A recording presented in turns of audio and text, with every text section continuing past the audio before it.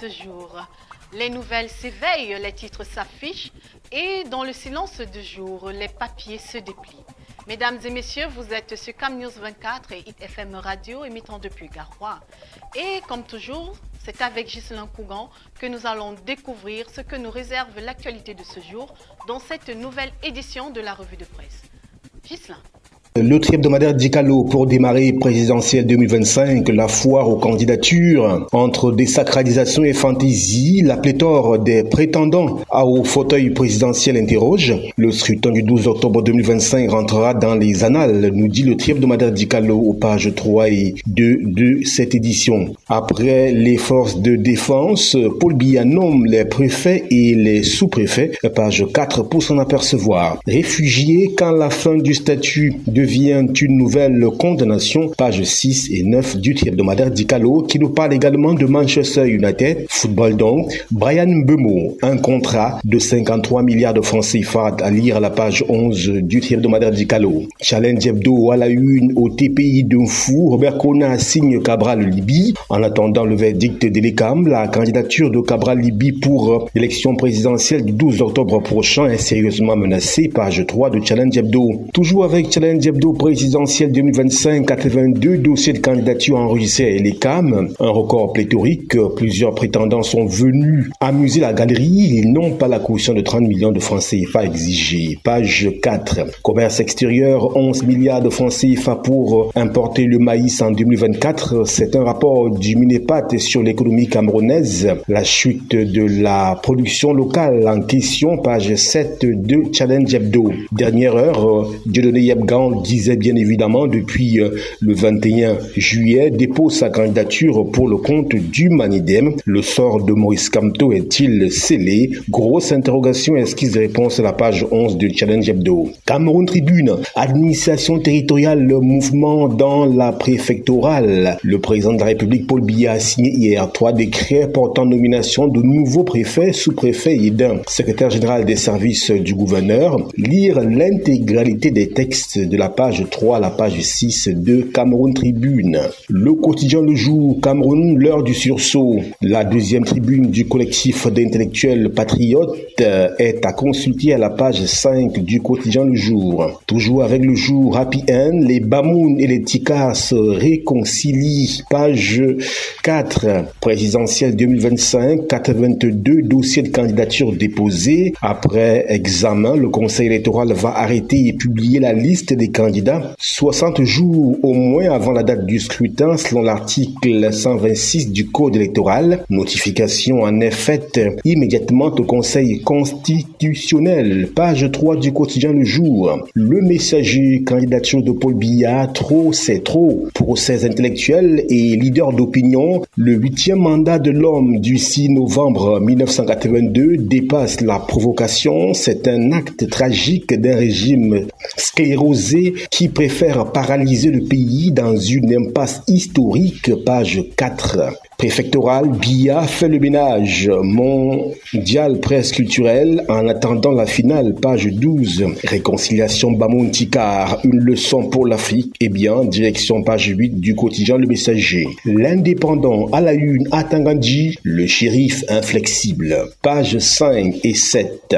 Ekwessa Douala Hélène, prêt pour le changement, page 2. Présidentielle rencontre entre un homme et le peuple, page 4. RDPC Fundi 6, en ordre de bataille, page 2. Désinformation et manipulation des masses, la milice cybernétique ou l'arme numérique, page 10 et 11 du journal L'Indépendant. L'info à chaud, sans transition, élection présidentielle du 12 octobre 2025 au Cameroun, candidat unique du Manidem, Maurice Kamto. Selon un juriste, le MINAT avait pris un acte en juillet 2018 pour consacrer Anissé Kane comme le seul et unique président du Manidem et depuis lors, il est allé aux différentes élections sans problème. Surtout entre-temps, il n'y a pas eu un acte contraire. Tout ceci est à lire à la page 3 du journal L'Info à chaud. Toujours avec l'Info à chaud, élection présidentielle du 12 octobre prochain, la 82e candidature déposée à l'ECAM à 23h51. Page 12.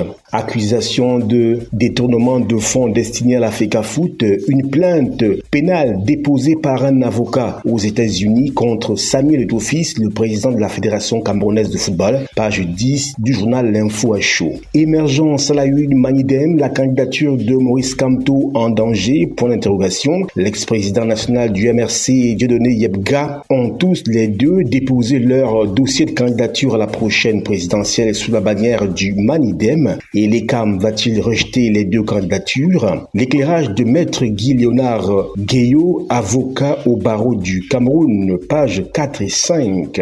Accusation de malgouvernance à la Croix-Rouge camerounaise. Pourquoi le collectif des légalistes volontaires a saisi le Premier ministre et le ministre Santé? Eh bien, page 5. Présidentielle 2025, des intellectuels appellent les Camerounais à se saisir du pouvoir. Littoral, ouest-sud-ouest, Nganou Djumossi sur le terrain. Cameroun-Chine, partenariat renforcé du dit-on à la page 9 du quotidien Émergence. Le drapeau Cameroun-Chine, 50 ans de santé partagée. À l'occasion du 50 de leur coopération sanitaire, le Cameroun et la Chine ravivent leur engagement commun pour une médecine accessible, inclusive et communautaire. Une audience stratégique s'est tenue le 22 juillet 2025 entre le ministre Malachi Manaouda et une délégation de haut niveau de la province chinoise du Shaanxi, marquant une nouvelle phase de partenariat renforcé dans le domaine des soins, de la formation et de la médecine traditionnelle. Page 5 du journal Le Drapeau. Expression économique à la une, commerce du bois, comment l'Union européenne a violé l'accord de partenariat. Le quotidien L'économie, investissement privé, de nouvelles conditions pour bénéficier des exonérations fiscales. Paul Biya, président de la République, a signé le 18 juillet 2025 une ordonnance modifiant le dispositif relatif aux incitations à l'investissement au Cameroun, page 3 pour s'en apercevoir. Info plus santé, riposte